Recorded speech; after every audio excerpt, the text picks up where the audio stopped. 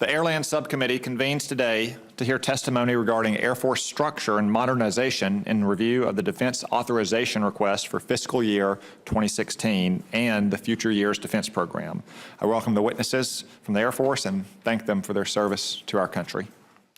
As repeatedly stated by many expert and well-respected witnesses before the full committee in numerous recent hearings, our country is facing the most diverse, complex, and potentially dangerous threats to our national security in recent history. However, instead of strengthening our military and ensuring our men and women in uniform have the comprehensive training and world-class equipment they need, sustained defense budget cuts in combination with mindless sequestration are damaging our military's force structure, modernization, and readiness.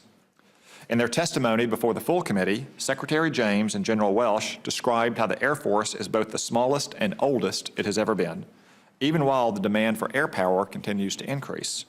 They also stated that the qualities of capability and capacity are inextricably linked, that the Air Force cannot get any smaller and still provide the air power capabilities the country needs and expects from the Air Force.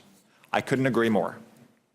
This conundrum comes at the same time as our hard-earned gains in the Middle East are challenged by the extremists of the Islamic State, Vladimir Putin's aggressive activities to test the resolve of the NATO alliance in Eastern Europe, and China continues a massive arms buildup to threaten the stability of the Asian-Pacific region and beyond.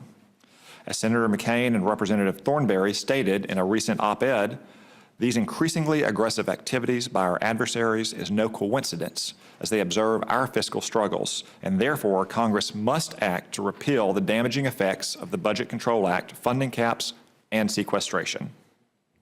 Turning to Air Force operations, plans, and programs, I'm deeply concerned with the Air Force's ability to execute the administration's stated defense strategy with its current inventory of combat squadrons. The Air Force today has 54 fighter squadrons. The FY16 budget proposes to reduce that number even further to 49 by retiring the venerable A-10 fleet and before the F-35A reaches full operational capability. When compared to the Air Force of Desert Storm, today it has less than 1/3 of the combat power mustered for that air campaign. By your Chief of Staff's own statement, less than half of today's already insufficient number of fighter squadrons are fully combat ready and won't return to full readiness until 2023 due to the damaging effects of sequestration suffered in 2013, and will only be able to achieve those readiness levels barring another destructive round of sequestration in fiscal year 2016. With regard to the proposed A-10 fleet retirement, I hope our Air Force witnesses can explain to the subcommittee their plan for how to mitigate the loss of such a critical capability and reducing capacity even further, and whose brave men and women are prosecuting the air war against the Islamic State as we speak. The retirement of 164 A-10s in FY 2016 takes another 5 combat-coded squadrons out of the rotation, putting even more stress on the remaining force by increasing the frequency of their deployments, decreasing their dwell time at home station, and in turn reducing overall full-spectrum readiness of combat forces even further. It is a capacity and readiness death spiral the Air Force can help avoid by deferring the retirement of these critical warplanes until the F-35 is fully operational and crews sufficiently trained and certified to replace the critical missions these aircraft perform. With regard to modernization, the Air Force is facing many large procurement programs over the next decade. The F-35A, the KC-46A, the Long-Range Strike Bomber, the TX-T-38 trainer replacement, the Presidential Aircraft replacement, the Joint Surveillance and Target Attack Radar, or JSTARS replacement, Next Generation Air Dominance. The list is long and represents hundreds of billions of dollars required to recapitalize and modernize the force.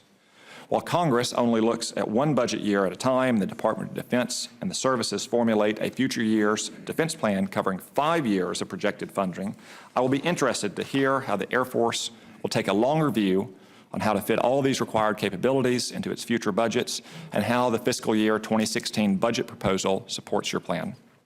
Additionally, the subcommittee is looking forward to hearing what actions the Air Force is taking to ensure this multitude of expensive programs keep cost growth under control, deliver on schedule, and make sure they deliver the capabilities our combatant commanders need to carry out their responsibilities. Finally, The committee received the Air Force's responses to the National Commission on the Structure of the Air Force report with its 42 recommendations for optimizing the use of the reserve component.